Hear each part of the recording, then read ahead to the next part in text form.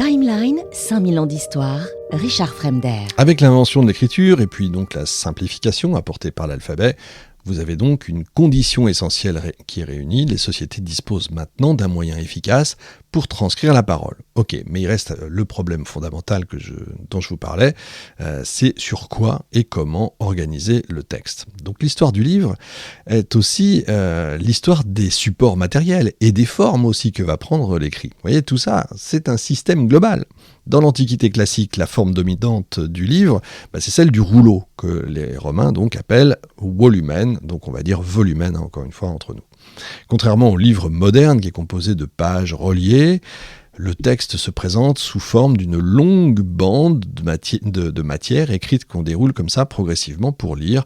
Si vous voulez un exemple un peu trivial, c'est un rouleau de papier toilette, voilà. Pour être clair, en gros, c'est exactement comme ça que ça se lisait. Et cette forme est profondément liée aux matériaux qui sont disponibles et aux techniques de fabrication. Donc le support le plus courant à l'époque, c'est le papyrus, qui est fabriqué à partir d'une plante qui pousse dans la vallée du Nil. Cette plante, c'est le Cyperus papyrus. La tige est découpée en fines lamelles qu'on dispose en 2 couches croisées. Ça se superpose. Les fibres sont ensuite collées, pressées, polies pour produire une surface suffisamment lisse pour l'écriture. Je ne sais pas si vous avez déjà vu des papyrus. C'est assez... comment je pourrais vous dire ça ? C'est pas hyper souple en fait. Je vais en prendre un dans la main et je vais vous le dérouler. Vous allez voir le bruit que ça fait.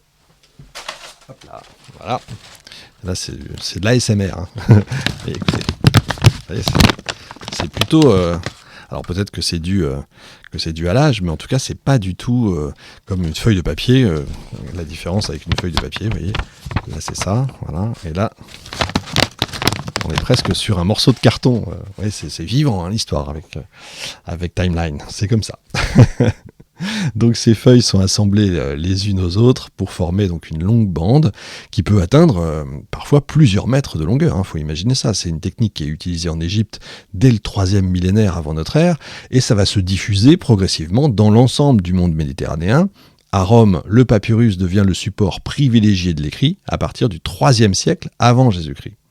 Et l'importance de ce matériau est telle que l'approvisionnement en papyrus constitue un enjeu stratégique pour l'Empire romain, notamment bien sûr après la conquête de l'Égypte à la fin du 1er siècle avant notre ère. Vous voyez, si on devrait refaire l'histoire parfois à partir de l'économie. En fait, bien sûr, aujourd'hui, ce qu'on connaît, c'est le pétrole, et on voit ce qu'on vit aujourd'hui. Imaginez, remontons en arrière, oui, vous avez le papyrus, vous avez le blé, vous avez énormément de choses qui font que les conquêtes ne sont pas, comme aujourd'hui, elles ne sont pas au hasard. Il y a toujours quelque chose derrière, il faut toujours imaginer ça. J'avais un prof d'antiquité et de médiéval, parce que c'était le même prof à la fac, qui nous disait, quand on avait des textes, quand on avait des contenus, il nous disait « Regardez surtout, faites bien attention surtout à ce qui n'est pas écrit. » Et essayez d'être intelligent et de savoir pourquoi c'est écrit. Il y a toujours un sens caché, il y a toujours quelque chose, c'est jamais gratuit. J'ai adoré ce prof et c'est grâce à lui, ou à cause de lui, ça dépend, que je suis là avec vous aujourd'hui. Donc... Cette technique va se diffuser partout à partir de la fin du 1er siècle avant notre ère, bien sûr. L'écriture est réalisée à l'aide, donc, comme je vous le disais à un moment donné, à l'aide d'un calame. Donc c'est une tige taillée qui permet de tracer l'encre sur la surface du papyrus. Et pour les notes provisoires ou les exercices d'écriture, vous avez d'autres supports qui sont utilisés. Parce que là, c'est un support sur lequel, à moins de gratter, ça va rester fixé. Mais vous pouvez aussi prendre des notes, mais ça coûterait trop cher d'avoir du papyrus juste pour prendre des notes, vous imaginez bien. Donc on a des tablettes de bois qui sont recouvertes de cire, vous avez des fragments de poterie qu'on appelle les ostracas, des tablettes d'argile, et sur ces supports, on écrit là avec un stylet. C'est un peu la même chose que le calame, si vous voulez, mais c'est plus pointu, et ça incise la matière, dont l'autre extrémité permet d'effacer le texte en lissant la surface. Donc vous refaites l'exercice que je vous ai donné avec la pâte à modeler, vous prenez un clou, Donc je vous parlais de la tête tout à l'heure pour faire les choses. Alors là, vous avez l'écriture mésopotamienne, vous retournez le clou et vous prenez la pointe, et avec la pointe, donc là vous tracez des choses. Vous allez voir que tracer un cercle, c'est pas si facile que ça. Donc vous comprenez pourquoi certaines écritures sont beaucoup plus rectilignes qu'aujourd'hui. Et surtout pour l'effacer, vous faites glisser, vous faites rouler en fait le clou petit à petit sur votre pâte à modeler, et vous allez voir, ça va redevenir lisse, et puis vous pourrez recommencer comme ça, quasi ad vitam aeternam. La forme matérielle du volumen va imposer une organisation particulière du texte et aussi du rangement. Le rouleau est généralement écrit sur une seule face, et le texte est disposé en colonnes successives que le lecteur va découvrir en déroulant progressivement le rouleau. La lecture est donc un mouvement continu.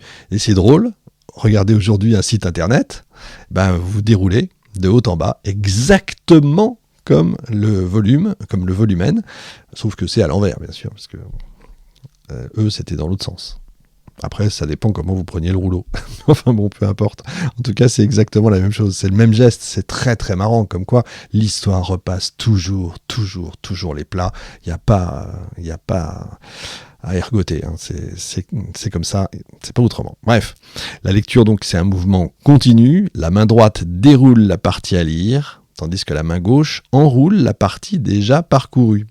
Cette mécanique-là interdit la consultation rapide d'un passage précis, et ça rend difficile toute comparaison entre plusieurs textes. Imaginez qu'il faut, quand ça fait plusieurs mètres de long, qu'il faut faut prendre tout le texte. Il est hors de question d'étaler ça dans la rue et puis de mettre un autre à côté. Donc il faut, la mémoire fonctionne toujours. C'est ça qui est intéressant, et c'est cette contrainte matérielle qui influence profondément les pratiques de lecture. Vous vous en doutez bien, lire un rouleau, ça suppose à ce moment-là une progression linéaire sans retour immédiat en arrière. C'est donc difficile de feuilleter, d'annoter, de confronter plusieurs ouvrages en même temps. Vous voyez, la façon de penser qui donc forcément doit suivre. Le livre antique n'est pas conçu pour une lecture fragmentée ou analytique, comme on pourrait le faire aujourd'hui, mais pour une lecture suivie, proche même de la récitation ou de la déclamation. Vous voyez comme quoi tout change. Quand je vous parle de système global, c'est un système global. La production des livres va reposer alors entièrement sur la copie manuscrite, forcément. Les auteurs eux-mêmes écrivent rarement leurs textes de leurs propres mains, il manquerait plus que ça. Ils dictent généralement leur œuvre à un secrétaire qui va en réaliser une première transcription. Le texte ensuite est recopié sur un rouleau définitif. Imaginez le temps que ça prend. Cette pratique est largement répandue en plus dans tout le monde gréco-romain, et ça explique l'importance des secrétaires et des copistes dans la production intellectuelle de l'Antiquité. Et ça explique aussi le nombre d'œuvres qui peuvent exister, qu'on peut retrouver ici ou là, et surtout ça explique le nombre d'œuvres disparues. Et c'est ça qui est incroyable. Le système de diffusion demeure malgré tout quand même limité. Dans les milieux cultivés de Rome, les textes circulent souvent dans des cercles très restreints, que ce soit des amis, des lettrés, des mécènes.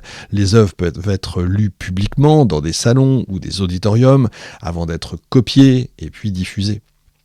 Vous avez des librairies qui existent quand même dans les grandes villes de l'Empire, mais leur production reste extrêmement dépendante du travail manuel des copistes. Et chaque exemplaire d'un livre exige des heures, parfois des jours de travail, comme vous pouvez l'imaginer. Cette situation impose des limites très fortes à la diffusion de la culture écrite. Les livres sont rares, coûteux et fragiles.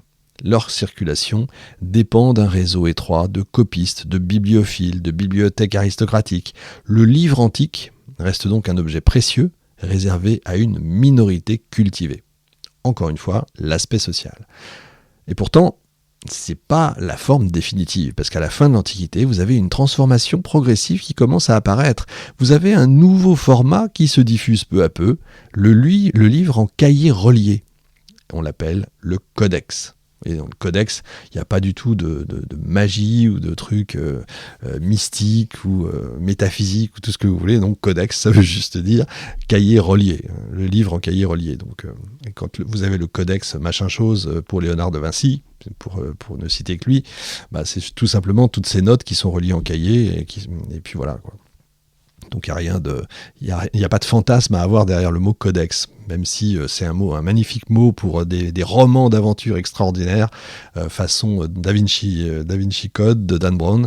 Mais non, donc vous voyez, codex, c'est très simple. Bref, cette mutation matérielle va modifier la manière de lire, de consulter et de conserver les textes, et ça va ouvrir la voie à une nouvelle étape dans l'histoire du livre qu'on va voir dans un instant.